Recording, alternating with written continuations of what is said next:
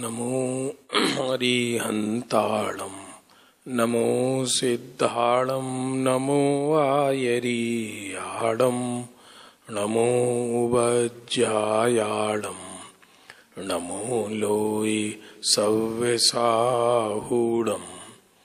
मंगलं भगवान् वीरो मंगलं गौतमो गणी मंगलं कुंद कुंदाद्यो जैन धर्मोस्तु मंगलम सर्वमंगल मांगल्यम सर्वकल्याणकारकम प्रधानम सर्वधर्माणां जैनम जयतु शासनम। नमः श्री वर्धमानाय निर्धूत कलिलात्मने सालोकानां त्रिलोकानां यदि विद्यादर्पणायते।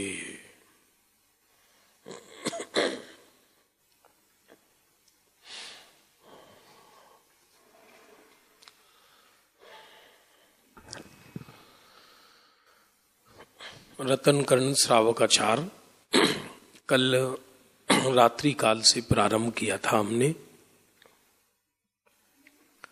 जिसमें स्वामी समंत भद्र आचार्य देव,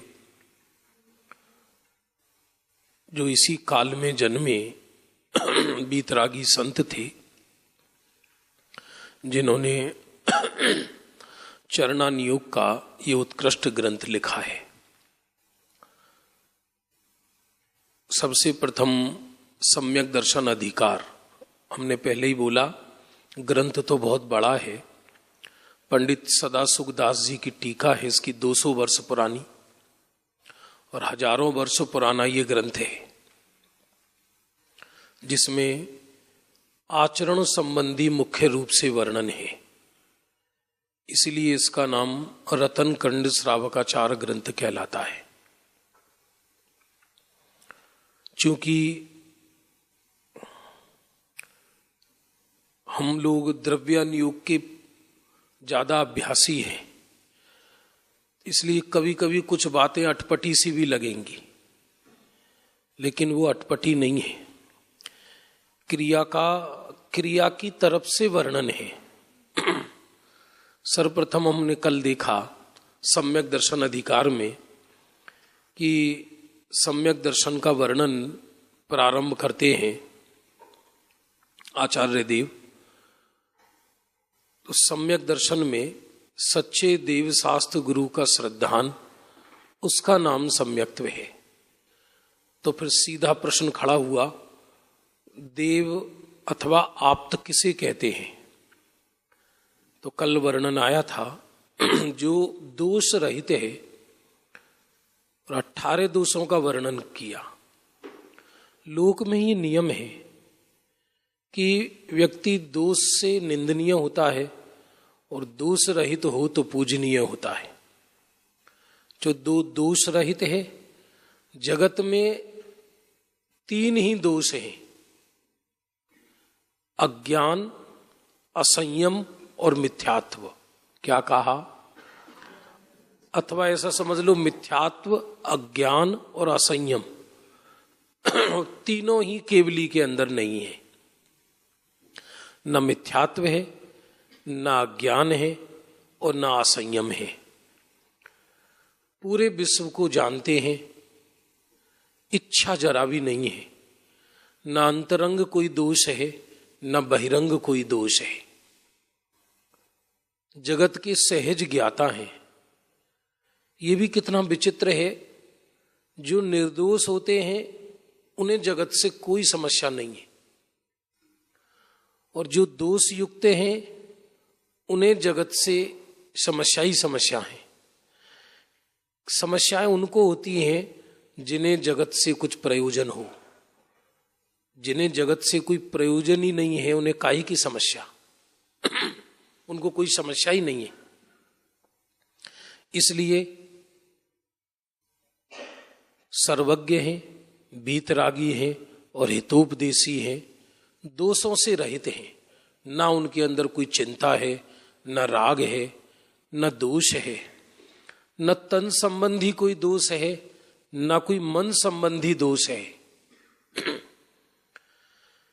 ऐसे हमारे सर्वज्ञ परमात्मा है, क्योंकि देव शास्त्र गुरु के श्रद्धान से ही मोक्ष मार्ग प्रारंभ होता है। जहां देव शास्त्र गुरु का श्रद्धान ही ना हो सच्चा, हम मोक्ष मार्ग कैसे प्रारंभ होगा? तो फिर तत्काल प्रश्न खड़ा होता है, सभी श्लोक नहीं लूंगा मैं, ग्रंथ तो बहुत बड़ा है लेकिन कुछ एक तरीके से सामान्य परिचय है रत्नकर्ण श्रावकाचार्य का, कठिन कुछ नहीं है इसमें।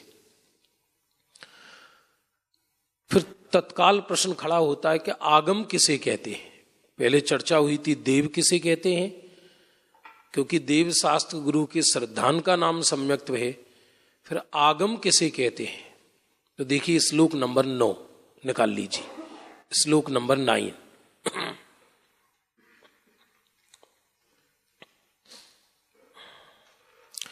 आप तो पज्ञ मनुल्लंघ, पेज नंबर 17। आप तो पज्ञ मनुल्लंघे मृद्रष्टेष्ट विरोधकम तत्वोपदेश कृत सार्वम शास्त्रम कापति घट्टनम। बोलिए मिलकर, आप तो पज्ञ मनुल मृद्रष्टेष्ट विरोधकम तत्वोपदेश कृत सार्वम शास्त्रम कापति घट्टनम।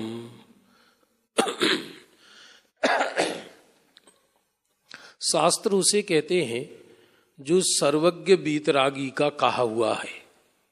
अब आगम कहो या शास्त्र कहो एक ही बात है। इस शास्त्र शब्द कैसे बना है? जिसमें शासन हो उसे शास्त्र कहते हैं। जैन दर्शन में शासन का अर्थ एक दूसरे की गुलामी नहीं है, शासन का अर्थ किसी पर अधिकार नहीं है। शासन का अर्थ जैन शासन में तत्व स्वरूप बताना। शासन चल रहा है जिनेंद्र का, इसका अर्थ क्या कि जिनेंद्र ने जैसा कहा वस्तु स्वरूप वैसा है, इसका अर्थ है शासन। तो जिसके अंदर जो सर्वज्ञ बीतरागी का कहा हुआ है, क्यों? क्योंकि जो स्वयं असर्वज्ञ है वो सच्ची बात कैसे कहेगा? जिसे संपूर्ण का ज्ञान ही नहीं है वो संपूर्ण वस्तु स्वरूप कैसे कहेगा? और मान लीजिए कोई सर्वज्ञ भी हो लेकिन रागी हो, रागी द्वेषी हो, उसके अंदर कषाय हो, तो कषाय सहित व्यक्ति सत्य जानने पर भी सत्य नहीं कह सकता, कहीं ना कहीं वो लाग लपेट करेगा। इसलिए जो सर्वज्ञ हैं बीतरागी का कहा हुआ है किसी वादी प्रतिवादी द्वारा उल्लंघन नहीं किया जा सकता। इसका अर्थ क्या? वादी माने जो जैन शासन का पक्षधर है वो, और प्रतिवादी माने जो जैन शासन का विरोधी है। वादी तो उल्लंघन कर ही नहीं सकता। जिनेंद्र भगवान के द्वारा कहा हुआ एक शब्द पूरे विश्व में कोई इधर से उधर नहीं कर सकता। ऐसा है ये जैन शासन, उल्लंघन नहीं कर सकता और प्रतिवादी भी नहीं कर सकता। झगड़ा करके मनमानी करके कुछ बोले तो बोले, लेकिन कोई न्याय से जिनेंद्र भगवान के एक सिद्धांत का भी उल्लंघन नहीं कर सकता। तीन लोक के नाथ सर्वज्ञ परमात्मा ने जैसा वस्तु स्वरूप कहा है वस्तु स्वरूप वैसा ही है। भगवान ने कहा है इसलिए ऐसा है, ऐसा नहीं है। जैसा वस्तु स्वरूप है भगवान ने वही कहा है। हम में और सर्वज्ञ में क्या अंतर है बताइए? हम में और सर्वज्ञ में क्या अंतर है?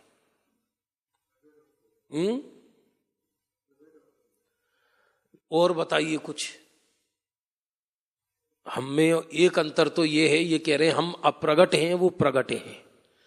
दूसरा अंतर क्या है? हाँ, एक अंतर मुख्य ये है, हम जैसे हैं जगत को वैसा देखते हैं। हम जैसे हैं जगत को वैसा देखते हैं, और सर्वज्ञ जगत जैसा है उसे वैसा देखते हैं। आप देखोगे बीमार व्यक्ति को सारा जगत बीमार नजर आएगा, चोर व्यक्ति को सारा जगत चोर नजर आएगा, संकालू व्यक्ति को सारा जगत संकालू नजर आएगा। बहुत विचित्र बात है ये। लेकिन सर्वज्ञ जगत से असंप्रक्त है, वो अपना मंतव्य कहते नहीं, मेरा मंतव्य ये है। भाई तुम्हारा मंतव्य से क्या मतलब है? हमारा मंतव्य ये है। वस्तु स्वरूप में किसी का मंतव्य नहीं चलता, इवन सर्वज्ञ का मंतव्य भी नहीं चलता। सर्वज्ञ अपना कोई मंतव्य बनाते ही नहीं है, वो तो जैसा है वस्तु स्वरूप वैसा बताते हैं सर्वज्ञ भगवान। इसलिए कभी विश्व के विषय में कोई मंतव्य बनाने की आवश्यकता क्या है? मंतव्य समझ रहे ना आप? क्योंकि वो जो चीज पृथक ही है मेरे से, मैं उसके विषय में मंतव्य क्यों बनाऊं अपना? तो कोई वादी या प्रतिवादी, पक्ष और विपक्ष दोनों ही भगवान की आज्ञा का उल्लंघन नहीं कर सकते। दृष्ट और प्रत्यक्ष, और जरा सुनने जैसा विषय है। न्याय भी मिलेगा आपको इसमें, और चरणान योग के उत्कृष्ट सिद्धांत भी है, अध्यात्म भी है। प्रत्यक्ष और अनुमान द्वारा जिसमें विरोध नहीं आता, ये किसकी परिभाषा चल रही है? आगम की। सर्वज्ञ की चर्चा तो हो गई थी कल अपनी, ये चल रही है आगम की। आगम कहें या शास्त्र कहें, माने उस शास्त्र को चाहे तो आप प्रत्यक्ष उसके कोई सिद्धांत को परीक्षा करो, या परोक्ष रूप से परीक्षा करो, या अनुमान से परीक्षा करो, तो उसमें विरोध नहीं आ सकता। फॉर एग्जाम्पल, जैसे मान लीजिए सर्वज्ञ देव की हम सिद्धि करना चाहें, सर्वज्ञ भगवान की, कि सर्वज्ञ हैं या नहीं, तो प्रत्यक्ष तो अभी वर्तमान में सर्वज्ञ की सिद्धि हो नहीं सकती, लेकिन अनुमान ज्ञान से होती है। कुछ चीजें प्रत्यक्ष भी सिद्ध होती हैं वर्तमान में, कुछ अनुमान ज्ञान से सिद्ध होती हैं। यहां क्या कहना चाहते हैं स्वामी समंत भद्राचार्य? चाहे तो प्रत्यक्ष हो चाहे अनुमान से, उसमें कहीं विरोध नहीं आ सकता। सर्वज्ञ भगवान के सिद्धांत में आगे पीछे कहीं विरोध नहीं आएगा। जैसा कहा है वस्तु स्वरूप वैसा है, स्पष्ट रूप से। देखो, दृष्ट प्रत्यक्ष इष्ट और अनुमान द्वारा जिसमें विरोध नहीं आवे, वस्तु का जैसा वस्तु का स्वरूप है वैसा कथन उपदेश करने वाला हो, यह आगम की परिभाषा चल रही है। जैसा है वैसा कहा है। भगवान महावीर के जाने के बाद समझ लीजिए व्यक्तिगत कसायों के कारण आगम में मिलावट बहुत हुई है। यद्यपि आगम में मिलावट करने से किसी को कुछ लाभ नहीं है हानि के सिवा, सत्य में मिलावट करने से क्या होगा, लेकिन कसायों के कारण व्यक्ति करता है। और विगत 2000 वर्षों में जो निकल गए 2000 वर्ष, उसमें बहुत ऐसा हुआ, आगम में बहुत मिलावट हुई। और उसे भगवान के नाम से कि भगवान ने ऐसा कहा है, सर्वज्ञ ने ऐसा कहा है, गुरुओं ने ऐसा कहा है, व्यक्ति ने बहुत लिखा। यहां क्या कहते हैं? जो जैसा है वैसा आगम कहता है। जैसा है क्योंकि भगवान की वाणी है। भगवान और भगवान की वाणी। मोक्ष मार्ग प्रकाशक में एक लाइन आई है बहुत प्यारी, मंदिर के भगवान और समवसरण के भगवान में केवल इतना सा अंतर है, मंदिर के भगवान की दिव्य ध्वनि नहीं खिड़ती और समवसरण के भगवान की दिव्य ध्वनि खिड़ती है। भगवान तो एक जैसे ही है। समवसरण के भगवान भी हमको कुछ कोई सुख दुख थोड़ी दे देंगे, वो भी ऐसे ही बैठे हैं जैसे ये बैठे हैं। सुख दुख तो हमें हमारे कर्मों से या हमारे पुरुषार्थ से जैसा होगा वैसा प्राप्त होगा। इसलिए जैसा वस्तु का स्वरूप वैसा उपदेश करने वाले सर्व जीवों को हितरूप हो। जिनवाणी सब जीव का हित करती है। जिनवाणी में किसी को अपात्र नहीं कहा। जो पहले दिन आया जिनवाणी की शरण में, उसको भी जिनवाणी भव्य कहकर पुकारती है। जिनवाणी में किसी का अपमान नहीं किया, जिनवाणी में किसी का तिरस्कार नहीं किया, जिनवाणी में सबको कलेजे से लगाया है। भगवान की वाणी में सबको मुक्ति का मार्ग बताया है, हित का मार्ग बताया है। कुमार्ग मिथ्या मार्ग का निषेध करने वाला है। इस प्रकार 6 विशेषणों सहित शास्त्र का स्वरूप कहा है। 6 विशेषण हो गई। शास्त्र किसे कहते याद रखना। आगम देव किसे कहते ही पहले चर्चा हो चुकी, वो बता दीजिए। वो तो तीनों ही विशेषण हैं मात्र, जो सर्वज्ञ हैं, वीतरागी हैं, हितोपदेशी हैं। क्या कहा? सर्वज्ञ हैं, वीतरागी हैं, हितोपदेशी हैं। ये तो भगवान की बात हो गई। अब चल रही है जिनवाणी की, इसमें 6 विशेषण हुए। अब आप पहला नंबर जल्दी बोलो मिलकर। आगम किसे कहा? जो सर्वज्ञ वीतरागी का कहा हुआ है। बोलिए। वादी प्रतिवादी द्वारा उल्लंघन नहीं हो सकता। प्रत्यक्ष और अनुमान द्वारा जिसमें विरोध नहीं है। वस्तु का स्वरूप जैसा है वैसा कहने वाला है। सर्व जीवों को हितकारी है। मिथ्या मार्ग का निषेध करने वाला है। उसका नाम आगम है। इतनी सी बात है। इसलिए हमने ग्रंथ मंगा लिया। आप ग्रंथ में से इसकी पीडीएफ भी है, वैसे इसकी पीडीएफ है, तो यदि नहीं हो तो अपन पीडीएफ भी चला सकते हैं। उसको दोपहरी से पीडीएफ दे दूंगा मैं आपको, तो पीडीएफ आती रहेगी तो आपको पढ़ने में आसानी होगी। बात समझ में आ गई? क्लियर? आगम कोई मनोरंजन नहीं है, आगम कोई जनरंजन नहीं है। ये बहुत गंभीरता का विषय है।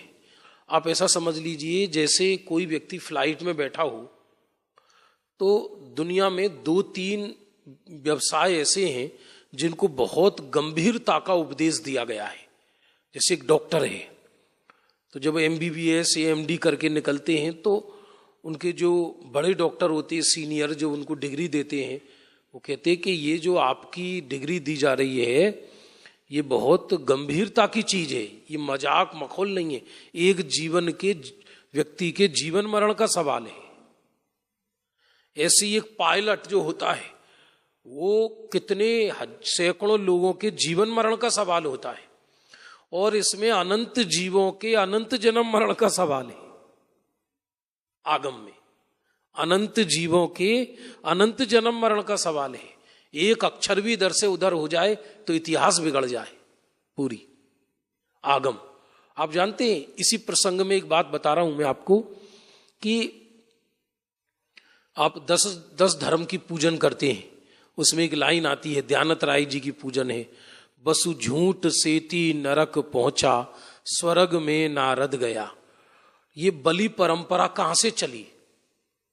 कि एक क्षीर कदम्बक गुरुजी थे, क्षुल्लक थे, वो मुनिराज नहीं थे, और वो वन जंगलों में रहते थे, बल्कि क्षुल्लक भी नहीं थे, ऐसा समझ लीजिए घर गृहस्थी वाले गुरुजी थे। और वो बहुत ही बैरागी और धर्मी जीव थे। उनके 3 शिष्य थे। एक तो उनका खुद का लड़का पर्वत नाम था उसका, एक राजा का पुत्र था उसका नाम बसु, और एक ब्राह्मण पुत्र था उसका नाम था नारद। तो बसु, पर्वत और नारद, उन तीनों को वो धर्म पढ़ाते थे कुटिया में बैठ के। और भी बहुत शिष्य थे।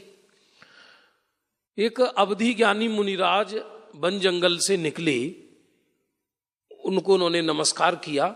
अवधि ज्ञानी मुनिराज ने अपने शिष्यों को कहा कि ये बहुत भद्र परिणामी शिक्षक है, लेकिन बड़ा दुर्भाग्य है कि इसी का लड़का मिथ्या मार्ग दुनिया में चलाएगा, इन्हीं का पुत्र मिथ्या मार्ग दुनिया में चलाएगा। ये बात क्षुल्लक जी के कान में, उन गुरु जी के कान में आ गई। उनको बड़ा दुख हुआ कि मेरा लड़का कुमार्ग का सेवन करके जगत में कुमार्ग चलाएगा। वो दिन देखूं उससे पहले मुझे भी दीक्षा ले लेनी चाहिए। तो क्षीर कदम्बक गुरुजी ने जैनेश्वरी दीक्षा ले ली और कल्याण के मार्ग पर चले गए। अब ये बिना गुरु के तीनों शिष्य भी अपने अपने घर चले गए। तो जो राजपुत्र था वो तो राजा बना, बसु राजा, और उसने कहा कि मैं सत्यवादी हूं। उस जमाने में क्षीर कदम्बक गुरुजी की बहुत बड़ी प्रसिद्धि थी और उन्होंने बोले मेरे सत्य के प्रताप से मेरा सिंहासन आकाश में रहता है। सिंहासन के नीचे स्फटिक मणि के बड़े बड़े गुट्टे लगा रखे थे, तो दूर से ऐसा लगता था सिंहासन आकाश में है। अब क्या हुआ, जब गुरुजी ने दीक्षा ले ली तो उनका लड़का पर्वत वो शिष्यों को पढ़ाने लगा जंगल में, झोपड़ी में। एक दिन नारद घूमते हुए उसने सोचा चलो मिलकर आते हैं, गुरुवाणी से मिलकर आते हैं और गुरुजी की धर्मपत्नी से मिलकर आते हैं और अपने मित्र से मिलकर आते हैं। तो क्या पढ़ा रहा था लोगों को, अजेर यष्टव्यम, अज से यज्ञ करना चाहिए। अब अज का अर्थ संस्कृत में धान भी होता है, जो 7 साल पुराना जो दोबारा ना उपज सके, और अज का अर्थ बकरा भी होता है। और वो अर्थ क्या कर रहा था कि बकरी और बकरे से यज्ञ करना चाहिए।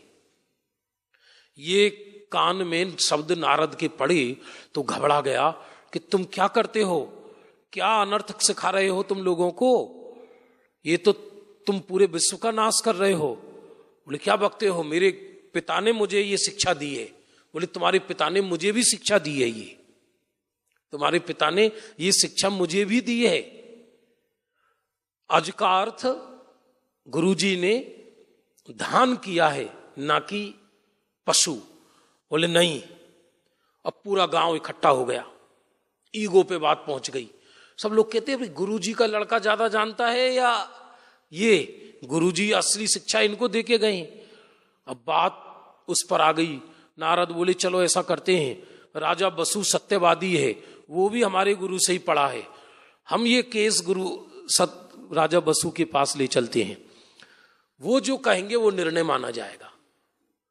अब ये बात गुरुजी की धर्मपत्नी को पता पड़ी तो उन्होंने कहा कि मेरा लड़का गलत अर्थ कर रहा है, पति देव ने ऐसा अर्थ किया ही नहीं, परम अहिंसक मार्ग में पशु की बलि का क्या काम उसे। लेकिन पक्षपात अंदर जागा और उसे अपने लड़के की इज्जत की चिंता हुई। बीतरागी मार्ग की चिंता नहीं हुई कि बीतरागी मार्ग डूब जाएगा, इतिहास बिगड़ जाएगी, बल्कि पुत्र की चिंता हुई। और उन्होंने सोचा कि पुत्र की लाज रखने के लिए वो रात्रि में ही राजा बसु के पास पहुंची और राजा बसु सोचा गुरुजी की धर्मपत्नी आई है तो तुरंत उनको लेने आई मान सम्मान पूर्वक।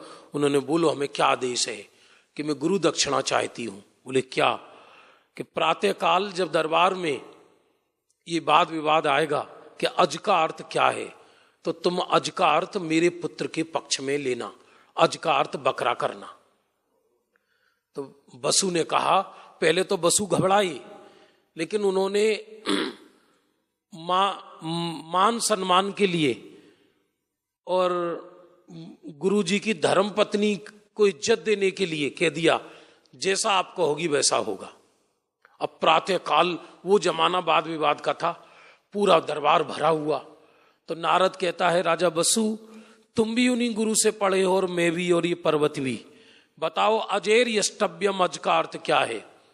तो पर्वत कहते हैं नारद से, याद रखो गुरुजी ने क्या बोला था मेरे पिताजी ने कि अज का अर्थ बकरा होता है। बसु ने बोला जो पर्वत ने कहा वो सत्य है। इतना कहते ही धरती फटी, सिंहासन सहित नरक में समा गया, ऐसा लिखा है कथा में। बसु झूठ सेती नरक पहुंचा, स्वर्ग में नारद गया। और दुनिया में मूर्खों की कमी तो है नहीं। वो पर्वत क्या कहता है दुनिया को, देखो राजा बसु नीचे के रास्ते से स्वर्ग जा रहे हैं।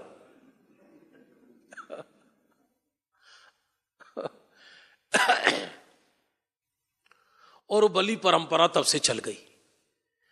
कम बोले व्यक्ति चलेगा, ज्यादा जानने का नाम सम्यक ज्ञान नहीं है, लेकिन स्पष्ट जानने का नाम सम्यक ज्ञान है। कोई गलती से अज्ञानवश अप्रयोजन भूत तत्व में गलती हो जाए, उससे कोई फर्क नहीं पड़ता, लेकिन जानबूझकर आगम का विरुद्ध अर्थ करे तो प्रगट मिथ्या दृष्टि है। इसलिए आगम की 6 विशेषताएं बताई। जिनवाणी आगम कहो, शास्त्र कहो, जिनेन्द्र के वचन कहो, उसकी 6 विशेषताएं बताई। फिर से पूछ लेता हूं मैं। पहला नंबर जल्दी बोलो। सर्वज्ञ का, बीतरागी सर्वज्ञ का कहा हुआ, दोनों एक साथ। नंबर 2, वादी प्रतिवादी द्वारा जो उल्लंघन नहीं किया जा सके, कोई भी जिसको सत्य को मिटा नहीं सकता। तीसरा, प्रत्यक्ष और अनुमान द्वारा जिसमें विरोध नहीं आता। नंबर 4, जैसा है वैसा कथन करने वाला। और नंबर 5, सर्व जीवों का हित करने वाला, हित बताने वाला। और नंबर 6, मिथ्या मार्ग का निषेध करने वाला। मिथ्या मार्ग का आप कहोगे 5 बात कह दो, 6ठी क्यों कह रहे हो? कि यदि आगम भी मिथ्या मार्ग का निषेध नहीं करेगा तो फिर कौन करेगा? इसलिए ये आगम की परिभाषा हुई। किसकी परिभाषा हुई? आगम की। जरा एक बार मिलकर बोलिए इसको, इस श्लोक को। आप तो पज्ञ मनुल्लंघे मृद्रष्टेष्ट विरोधिकम तत्वोपदेश कृत सार्वम शास्त्रम कापत घट्टनम। पढ़िए एक बार हो।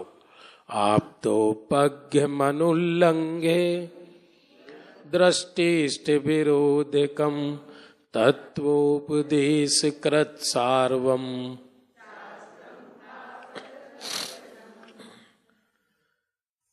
कापत घट्टनम माने पाखंड का जो खंडन करने वाला है, मिथ्या मार्ग को जो नाश करने वाला है, उसका नाम आगम है।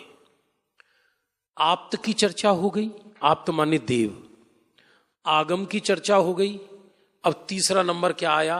गुरु। गुरु किसे कहते हैं ये 10 नंबर श्लोक में बताया। बहुत प्यारा श्लोक है। विषयाशाव सातीतो निरारंभो परिग्रह ज्ञान ध्यान तपो रक्ता तपस्वी स प्रशस्यते। बोलिए, विषयाशाव सातीतो परिग्रह ज्ञान ध्यान तपो रक्ता तपस्वी स प्रशस्यते। कोई आज का ग्रंथ नहीं है, उमा स्वामी के बाद लिखा गया है। कुंद कुंद आचार्य के मतलब जो जानकार हैं वो कहते 3री शताब्दी का। माने अभी कौन सी शताब्दी चल रही है?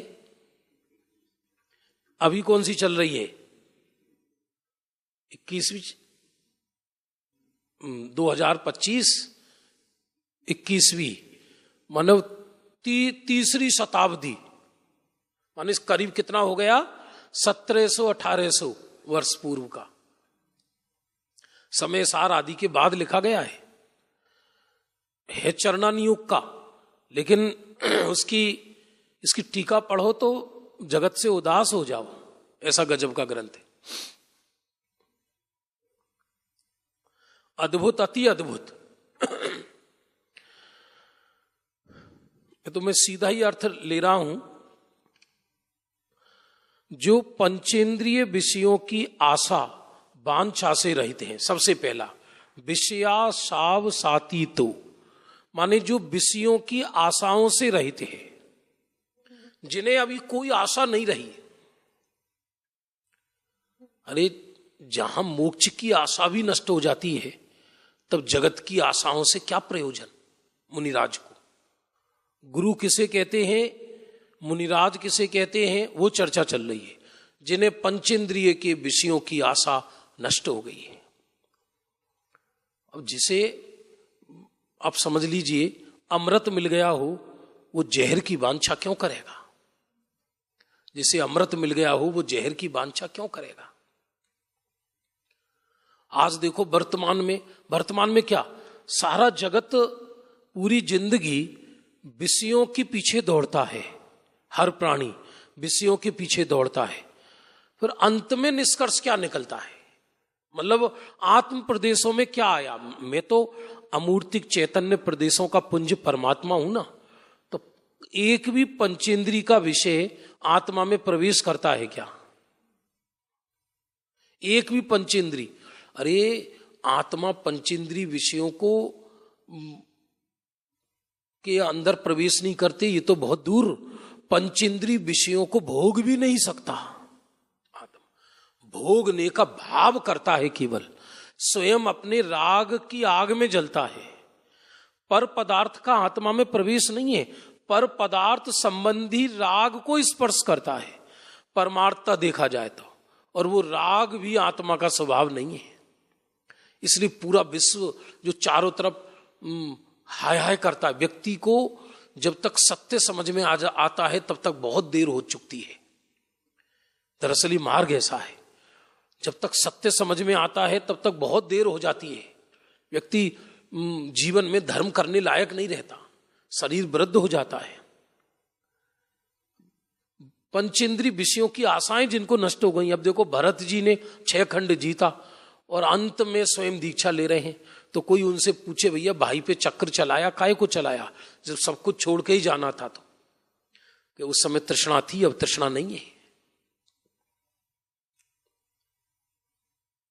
वो लाइन आती है ना मेरी भावना में, विषयों की आशा नहीं जिनके साम्य भाव धन रखते हैं, निज पर के साधन में जो निस दिन तत्पर रहते हैं। कितनी सुंदर। विषयों की आशा जिनके नष्ट हो गई। अब जिनको विषयों की आशा है ही नहीं, जिनको विश्व में कुछ चाहिए ही नहीं, उनसे बड़ा और सुखी कौन होगा? अरे जिनको केवल ज्ञान की इच्छा अस्त हो गई, तो विषयों की आशा उनको कहां से होगी? जिनको कुछ चाहिए ही नहीं, अपने अंदर तड़पते हैं वो। इसलिए पहला गुरु का पहला विशेषण, जो विषयों की आशा से रहित है। विषय माने पंचेंद्री विषयों की आशा से जो रहित हैं। और निरारंभो परिग्रह, अपरिग्रह, इसमें साइलेंट है। जैसे इंग्लिश में साइलेंट होते हैं ना शब्द, ऐसे ही संस्कृत में भी साइलेंट होते हैं। तो साइलेंट का चिन्ह होता है निरारंभ। आरंभ का अर्थ क्या है? जिस क्रिया में पाप हो। चरणान योग का ग्रंथ है ना। इसलिए मुनिराज जो होते हैं, निर्ग्रंथ जो गुरु होते हैं, उनका सारा आचरण, सारा प्रयत्न हिंसा रहित होता है। निरारंभ गुरु की परिभाषा चल रही है। अरे पेज भी पलटे तो पीछे से पलट के कहीं इसमें कोई जीव हिंसा तो नहीं है। कोई निर्ग्रंथ गुरुओं की दया और अहिंसा और निरारंभ वृत्ति ऐसी होती है कि एक करवट से सोते हैं रात्रि में, वो भी अंतर मुहूर्त। क्योंकि यदि करवट बदली और अंधकार में किसी जीव का घात हो गया तो उस कैसा पाप। निरारंभ। श्रावक अभी पूर्ण निरारंभ नहीं है। श्रावक अभी पूर्ण निरारंभ नहीं है। ये बात किसकी परिभाषा चल रही है? अभी गुरु की है। चरणानियोग चूंकि सम्यक दर्शन अधिकार है और देव शास्त्र गुरु की श्रद्धा का नाम सम्यक्त्व है, तो गुरु की परिभाषा चल रही है। गुरु किसे कहते हैं? जिसे पंचेंद्रियों की विषयों की आशा समाप्त हो गई। निरारंभ, आरंभ रहित हैं। आरंभ ही संसार का, आरंभ ही नरक निगोद का कारण है। तत्वार सूत्र में उमा स्वामी महाराज ने नरक गति के जाने का कारण लिखा। भव्यारंभ परिग्रहत्व नरकस्यायुषा। बहुत आरंभ और बहुत परिग्रह नरक आयु का कारण है। क्या कहा? बहुत आरंभ और बहुत परिग्रह किसका कारण है? नरक आयु का कारण है। ये कहा निरारंभ। अब उनको आरंभ नहीं है, कैसा भी आरंभ नहीं है, रंच मात्र भी। अपने लिए बनाए हुए भोजन को ग्रहण नहीं करते निर्ग्रंथ मुनिराज। क्यों? क्योंकि अपने लिए बनाए गए भोजन को ग्रहण करेंगे तो उस भोजन में जो आरंभ हुआ है उसका पाप उनको लगेगा। इसलिए निमंत्रण से भोजन पर नहीं जाते मुनिराज, निमंत्रण से भोजन पर नहीं जाते, अपने लिए बनाई हुई वस्तु का ग्रहण नहीं करते।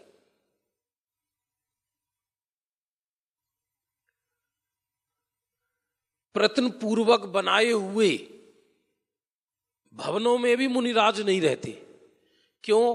क्योंकि वो उनके निमित्त से बनाया हुआ है, जो उनके निमित्त से बनाया हुआ है वो उसमें नहीं रहेंगे, और रहेंगे तो उनको आरंभ का दोष लाएगा, निरारंभ और अपरिग्रह, परमाणु मात्र परिग्रह नहीं है। ग्रंथों में लिखा देह ही परिग्रह है मात्र। अब देह को तो छोड़ नहीं सकते, देह ही परिग्रह है जिनके मात्र।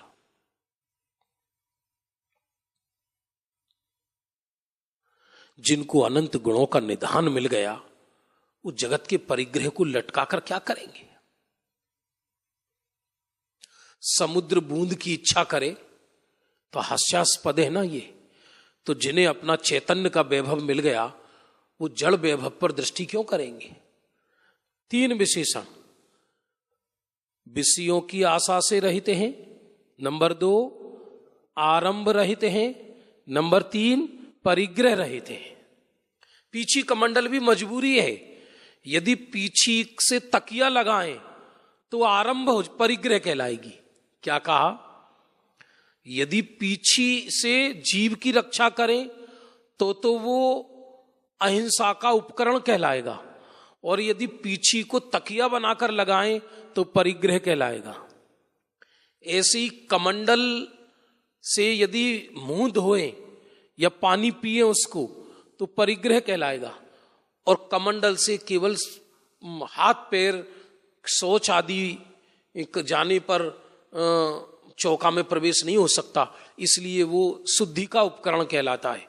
और यदि उस कमंडल के पानी को आंखों पे मारें, गर्मी मिटाने के लिए करें उसका प्रयोग तो परिग्रह कहलाएगा।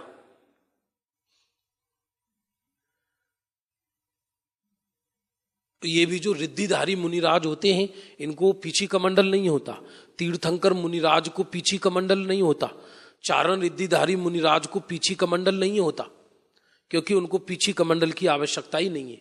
उनके निमित्त से अब किसी जीव की हिंसा होती नहीं है। 3 विशेषण हो गए। अब चौथा, फिर करते क्या है? ज्ञान ध्यान तपो रखता, जो ज्ञान ध्यान और तप में लीन है।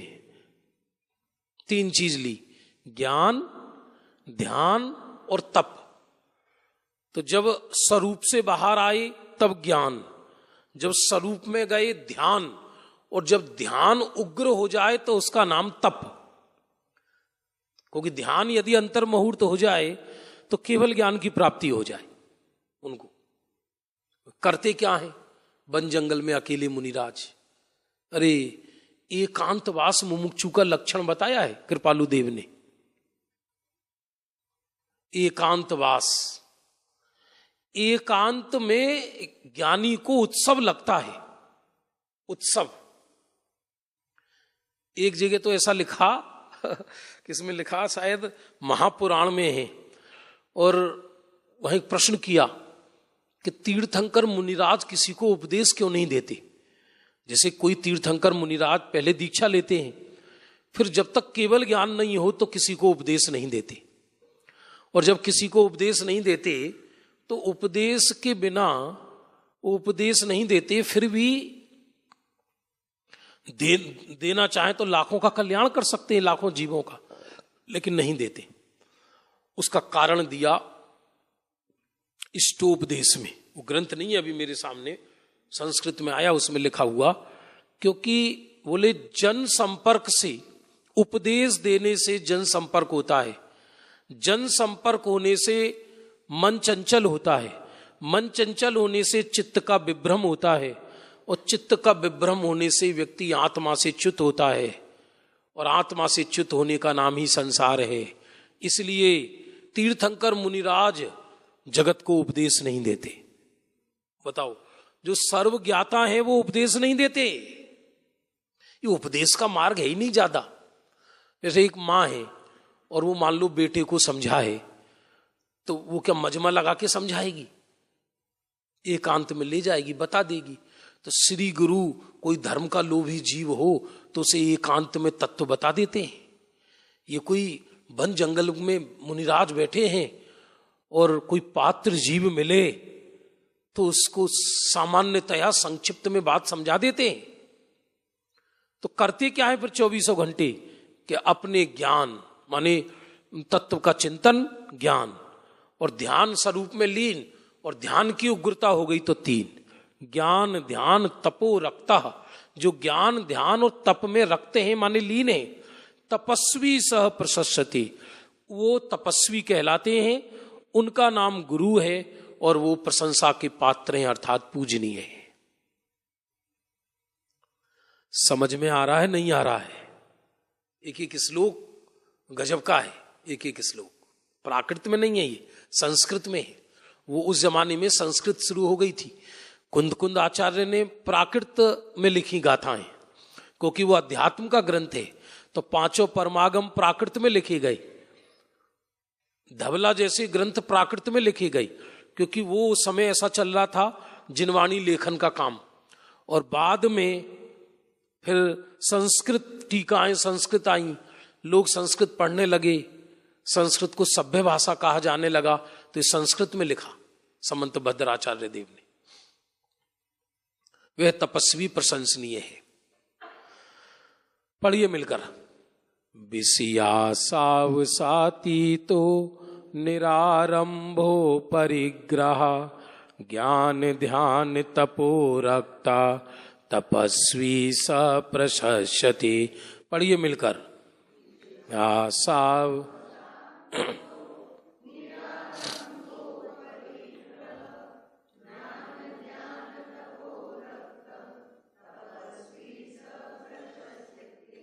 वे तपस्वी प्रशंसनीय है। तो नीचे इसमें टीका में भी लिखा, जो विषयों की आशा के वशीभूत नहीं हो ऐसे गुरु ही आराधन बंधन योग्य हैं। जो जगत के सामान्य जीवों की तरह विषयों की आशा से सहित हैं, तो वो निर्ग्रंथ गुरु कैसे हो सकते हैं? वो पंच परमेष्टि में समाने वाले गुरु कैसे हो सकते हैं?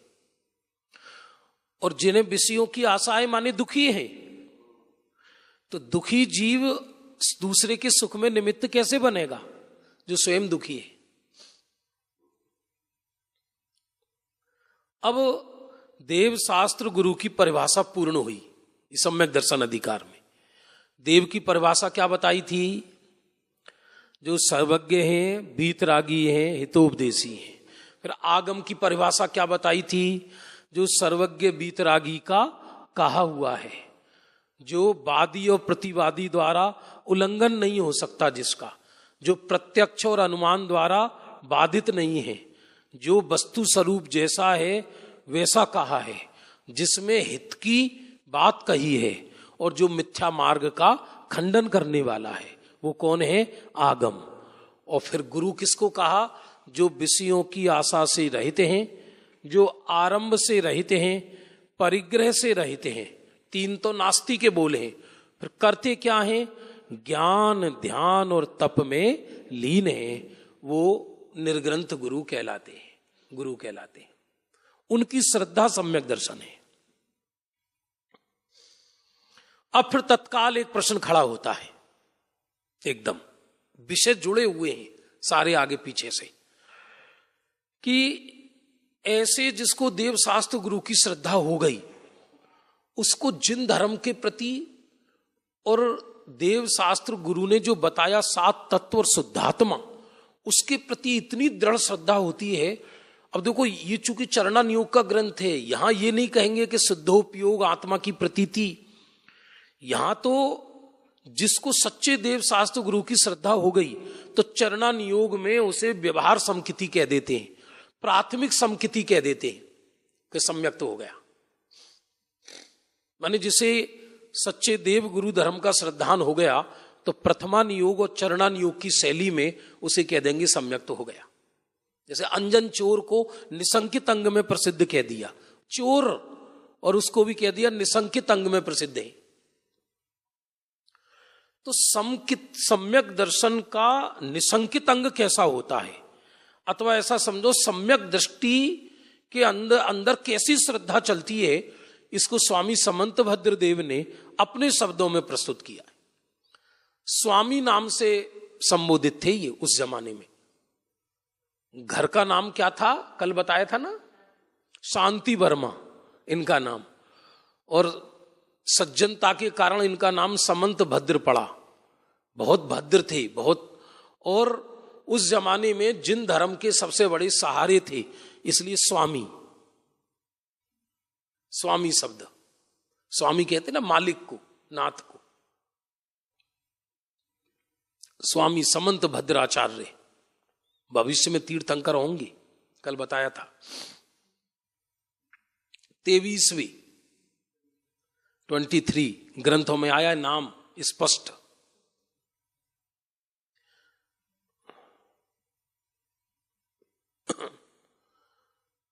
मोक्ष तो सब जाएंगे, कुंद कुंद महान हुए हैं, लेकिन कुंद कुंद के विषय में तीर्थंकर शब्द प्रयोग नहीं किया कि तीर्थंकर होंगे। बस समंत भद्र आचार्य देव के लिए तो आया है कि आगामी 24वीं में 23वें तीर्थंकर बनेंगे। कली काल सर्वज्ञ कहा गया इनको भी, समंत भद्र आचार्य को।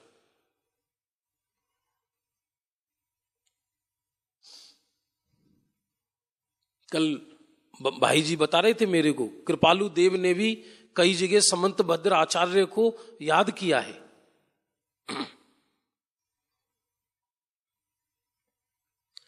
तो वो सम्यक दृष्टि की, जिसको सच्चे देव गुरु धर्म शास्त्र पर श्रद्धा हो गई, तो उसके अंदर में श्रद्धा कैसी होती है उसको समझा रहे हैं चरणान योग की भाषा में। द्रव्यान योग में तो हम कहते थे शुद्धात्मा की प्रतीति, और वो समझ नहीं पाता जीव। चूंकि चरणान योग का ग्रंथ है, तो कैसी प्रतीति होती है देखो बता रहे हैं। बहुत गजब का श्लोक है 11 नंबर का। इदमेवे दृशम चैव तत्वं नान्यान्य चान्यथा इत्यकम्पाय सांभोवत् सन्मार्गे संशया रुचि। बोलिए, इदमेवे दृशम चैव तत्वं नान्यान्य चान्यथा इत्यकम्पाय सांभोवत् सन्मार्गे संशया रुचि। बोलिए, इदमेवे दृशम चैव इत्यकम सन्मार्गे संशया रुचि। और इदम एव माने तत्व ऐसा ही है जैसा देव शास्त्र गुरु ने कहा है। ऐसी स्थूल श्रद्धा भी नहीं है यदि हम अपने कलेजे में झांक कर देखें तो। भौतिकता का आकर्षण इतना है विश्व में कि हमें जिनेंद्र देव पर, जिनेंद्र प्रतिपादित तत्व पे संशय नहीं, वो अंदर संशय दौड़ता है। और इसका कारण भी बहुत लिखाया ग्रंथों में। मान लो कभी कभी किसी मिथ्या मार्गी के लक्ष्मी बढ़ता हुआ देखे व्यक्ति, समझना, मिथ्या मार्गी जीव को लक्ष्मी बढ़ता देखे, धन दौलत, तो उसको जिन धर्म से श्रद्धा मिटने घटने लगती है। उसको ऐसा लगने लगता है कि जिन धर्म सब बेकार की बातें हैं और हमारा पुण्य का उदय क्या अगले जन्म में ही आएगा। उसके मन में ऐसा संशय दौड़ने लगता है। यहां तो कहते हैं कि यदि शरीर के कोई सहस्र खंड भी कर दे, ऐसा भीषण पाप का उदय हो, तो भी जो जिन धर्म का सच्चा श्रद्धानी जीव है उसको इदम एव ऐसा ही है, ऐसी श्रद्धा होती है। समझाया है सम्यक दर्शन को चरणान योग में। सम्यक दर्शन को चरणान योग में कैसे समझे, ये समझाया इसमें। इदम एव ईदृशम एव, यही है, ऐसा ही है, इसी प्रकार है। इसी प्रकार है क्या चीज? तत्वम, तत्व ही ऐसा ही है, इसी प्रकार है। कैसा? जैसा देव शास्त्र गुरु कहकर आए हैं, जिनकी श्रद्धा की चर्चा अपन ने अभी करी। अरे तीनों लोक भी एक तरफ हो जाएं तो भी कभी ज्ञानी की श्रद्धा डगमगायमान नहीं होती तत्वों के प्रति। जरा मतलब मन में इतना उल्लास आना चाहिए कि पूरी दुनिया एक तरफ हो जाए और ये कहे कि तुम्हारा मार्ग सही नहीं है, तो भी पूरा विश्व एक तरफ हो जाए, तो भी जिसके हृदय में ऐसी दृढ़ता है कि नहीं तत्व यही है, ऐसा ही है। अरे मन में इतनी प्रसन्नता आनी चाहिए कि हमारे सर पर अनंत देव शास्त्र गुरु विराजमान हैं, तो हमारे मन में काय का संशय, किस प्रकार का चिंता, ऐसी दृढ़ता तो संकित होता अंदर ये। नहीं तो व्यक्ति 1 मिनट में ढुलमुल हो जाए, 1 मिनट में, 1 सेकंड में।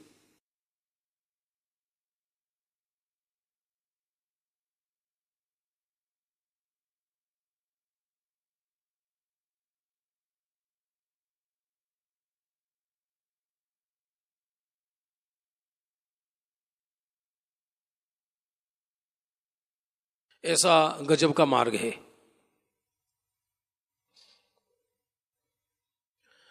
ईदमम इदमेव ईदृशमेव, क्या चीज तत्वम न च अन्यथा, अन्य नहीं है और अन्यथा नहीं है, अन्य नहीं है और अन्यथा नहीं है। और इति अकंप अकंपाय असंभोवत,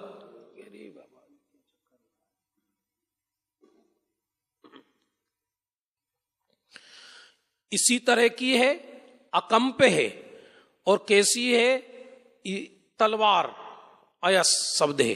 जैसे तलवार की धार होती है ना, एकदम इधर से इधर, यदि जरा भी इधर से उधर हो जाए तो व्यक्ति के खून कच्चर हो जाए, तो तलवार की धार के समान सन्मार्गे, सच्चे मार्ग में संशय रहित रुचि, इसका नाम सम्यक्त्व है, इसका नाम निशंकित अंग है।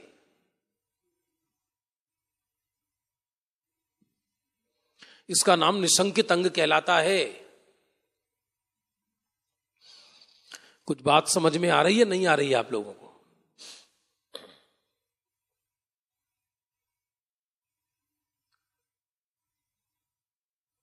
अब देखना, आप शांति से अपने मन में बैठकर विचारना। हमारे शरीर में यदि रोग शोक हो जाए या कोई प्रतिकूलता आ जाए तो हमको ऐसा लगता है क्या कि ये उदय से आई है? सब विपरीत बातें चलती है। इसलिए दुनिया की वृत्ति और जिन शासन की वृत्ति बिल्कुल अलग है। ये अलौकिक मार्ग है, अलौकिक, ये जिनेंद्र देव का मार्ग है। ये भगवंतों ने, अनंत भगवंतों ने, सीमंदर प्रभु ने कहा वो मार्ग है ये।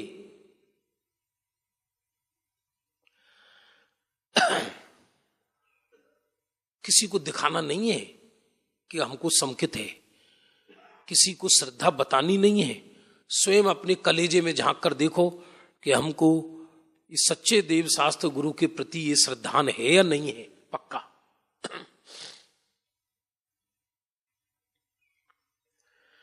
ऐसा इसको निशंकित अंग कहा। अब इसकी टीका पढ़ोगे तो मतलब सर के खपड़ा उड़ जाए, ऐसा गजब का वर्णन लिखा। ऐसा लिखा, किसी का इकलौता बेटा अंतिम सांस गिन रहा हो और कोई आकर कह दे कि बस नहीं भाई, एक चद्दर चढ़ा दो उधर जाके, बस एक दीपक जला दो तो तुम्हारा लड़का उठ जाएगा, भाई एक माला जप लो, उनको नमस्कार कर दो, तो भी जिसकी श्रद्धा ना डिगे। सच्ची श्रद्धा का प्रायोगिक रूप विपदा के काल में ही होता है। क्या कहा? सच्ची श्रद्धा का प्रायोगिक रूप विपदा के काल में होता है, व्यक्ति को विपत्ति के काल में। वरना तो 1 सेकंड में श्रद्धा डगमगाए हो जाए व्यक्ति की। पाप के उदय में श्रद्धा को डगने में देर नहीं लगती। अभी तो सम्यक श्रद्धा ही नहीं है। स्थूल श्रद्धा भी पाप के उदय में और पुण्य के उदय में दोनों में डगमगायमान हो जाती है। इसलिए अज्ञानी के पुण्य का उदय नरक जाने के लिए आता है और अज्ञानी के पाप का उदय त्रियंच गति जाने के लिए आता है। फिर से बोल रहा हूं, अज्ञानी के पुण्य का उदय नरक गमन के लिए आता है, क्योंकि बिना पाप किए तो नरक जा नहीं सकता। पाप कब करे? जब रौद्र ध्यान हो। रौद्र ध्यान कब होता है? कि जब परिग्रह ज्यादा हो। और परिग्रह कब ज्यादा होता है? कि जब पुण्य का उदय हो।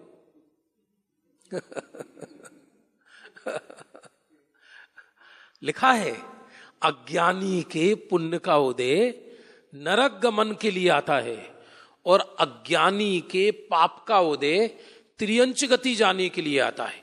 क्योंकि पाप के उदय में ये आर्त ध्यान करता है, ऐसा क्यों हो गया, ऐसा नहीं होना चाहिए, तो इसी आकुलता में मर के त्रियंच गति चला जाता है। अब ज्ञानी पे घटाओ, ज्ञानी के पुण्य का उदय परोपकार करने के लिए आता है। क्या कहा? ज्ञानी के पुण्य का उदय परोपकार करने के लिए। अब पुण्य का उदय है, संपदा आ गई ज्ञानी की, क्या करे? इंद्र बन गया, चक्रवर्ती बन गया, तो दान देता है चारों प्रकार के। और ज्ञानी के पाप का उदय वैराग्य बढ़ाने के लिए आता है। क्या कहा? बोलो जल्दी मिलकर।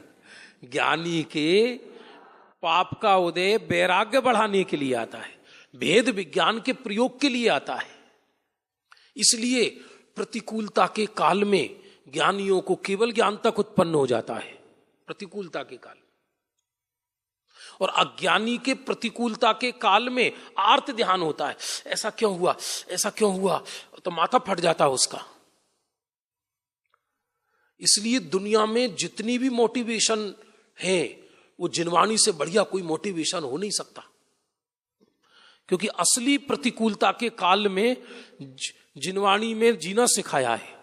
लोग मोटिवेशनल के नाम पे मिथ्या मार्ग में लगा देते हैं व्यक्ति को। कई लोग ये भी कहते हैं अपने पुण्य का विश्वास रखो, सब सही हो जाएगा। इसका अर्थ क्या है? कि मेरे भी पुण्य का उदय कभी ना कभी आएगा, और नहीं आया तो वे किया होगा तो ही तो आएगा। और जब पुण्य किया ही नहीं होगा तो उदय कहां से आएगा? जब पुण्य किया ही नहीं होगा तो उदय कहां से आएगा? इसलिए पुण्य का विश्वास का अर्थ क्या है? गलत अर्थ समझते हैं लोग। पुण्य के विश्वास का अर्थ है कि संपदा या बाहर के संयोग पुण्य उदय से ही आते हैं, पाप से नहीं आते।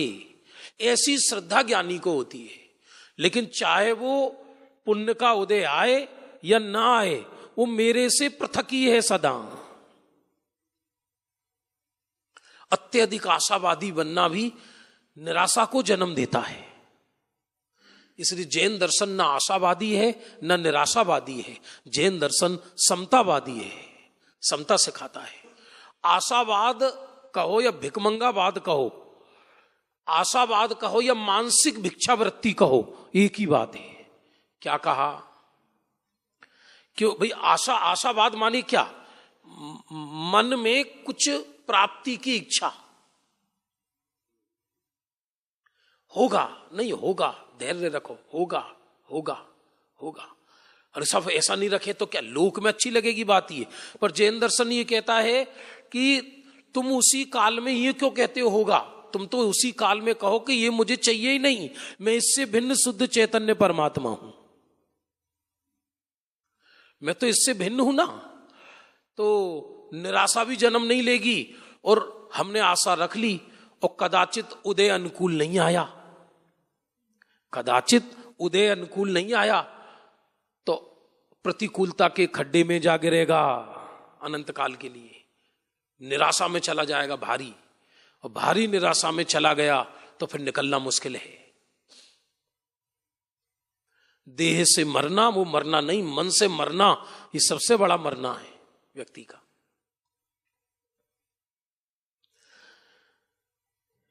इसलिए उसको कोई भय नहीं होता। 7 तरह के भय बताए इस टीका में। इस लोक का भय, परलोक का भय, मरण का भय, वेदना का भय, मेरी रक्षा कौन करेगा। अचानक व्यक्ति को अचानक का भी भय रहता है, व्यक्ति को डर, अचानक कुछ हो ना जाए, हो अचानक।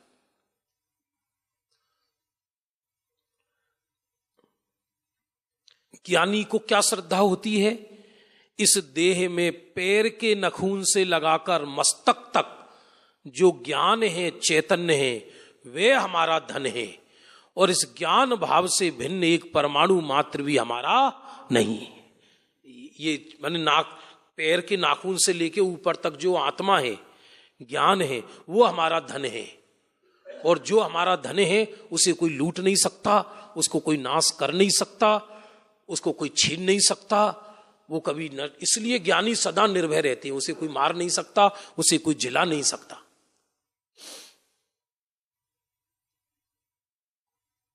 है ना अद्भुत बात।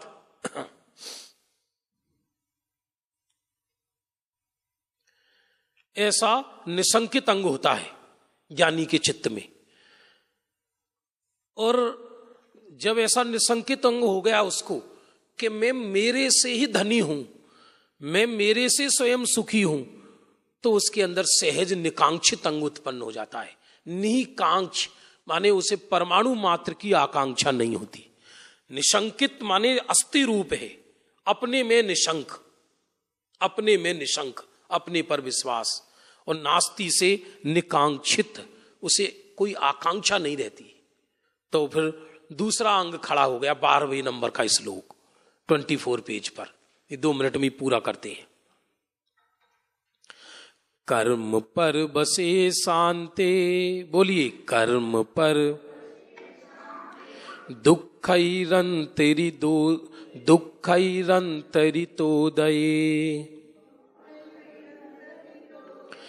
पाप बीजे सुखे नास्था, श्रद्धानाकांक्षिणा स्मृता, कर्म पर बसे शांते दुःखैरन्तरितोदये,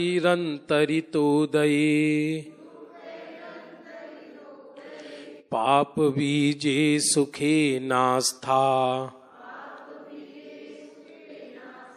श्रद्धानाकांक्षिणा स्मृता। इंद्रिय जनित सुख में सुख पने की आस्था रहित जो श्रद्धान भाव, वह अनाकांक्षा नाम का सम्यक्त गुण भगवान ने कहा है। माने जब उसे अपने अंदर श्रद्धा हो गई तो इंद्रिय जनित जितने भी सुख है उनमें सुख पने का भ्रम उसका टूट जाता है। अब जब ये जो होता है ना गोबर, गांव में गोबर होता है ना गाय का, इसे किसान लोग इकट्ठा करके ढेर बना देते हैं, उस पर सूरज की किरण पड़े तो सोने का फाड़ लगता है। आप देखो कोई गोबर का ढेर हो, गोबर, और वो किसानों ने इकट्ठा कर दिया, वो हल्का सा पीला पना होता उसमें, उस पर सूरज की किरण पड़ी तो वो सोने का पहाड़ है। वो सोने का है या गोबर का है? तो जैसी किसी को श्रद्धा हो गई कि गोबर का पहाड़ है तो उसमें कोई धंसेगा क्या? तो जब ये पता पड़ गया कि मैं तो रोम रोम सुख से बना एक चैतन्य तत्व हूं, तो फिर इंद्रिय जनित सुख में उसको सुख पने का श्रद्धान रहेगा क्या? और जब उसे सुख पने का श्रद्धान नहीं रहा, इंद्रिय जनित सुख में सुख पने का श्रद्धान चला गया, तो वो उनसे सहज विरक्त हो जाएगा। अभी हमारे साथ समस्या क्या है? चर्चा आत्मा की है और प्रेम इंद्रिय विषयों का है, तो आत्मा दुविधा में फंसी हुई है। इसलिए देखो कितना क्लियर लिखा, इंद्रिय जनित सुख में सुख पने की आस्था रहित जो श्रद्धान भाव, वह अनाकांक्षा नाम का सम्यक्त्व का गुण भगवान ने कहा है। किसने कहा है? भगवान ने। उसके अंदर निकांक्षित अंग प्रकट हो जाता है, उसे वो कोई आकांक्षा ही नहीं रही। जैसे एक बालक हो ना, बालक, और वो गरीब का भी बालक सही, और किसी चक्रवर्ती के बालक के साथ गरीब का बालक चक्रवर्ती के घर में आ गया, समझना ध्यान पूर्वक, 2-4 वर्ष का, और सोने का महल, तो उसे बालक को सोने के महल से कोई लेना देना नहीं है।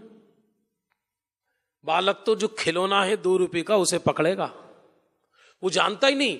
सोने का जिसको एहसास ही नहीं कि ये कीमती है, वो सोने के पीछे नहीं भागेगा। ऐसे ही जिसे इंद्रिय जनित विषयों में सुख बुद्धि चली गई, वो इंद्रिय जनित विषयों के पीछे नहीं भागेगा। हाँ, इतना जरूर है कि यदि वो श्रावक भूमिका में है तो उसको उदय जनित जो पदार्थ मिले उसी में संतोष रहेगा, लेकिन उसमें भी भेद विज्ञान बरतेगा। उसके लिए वो अन्याय अनीति नहीं करेगा।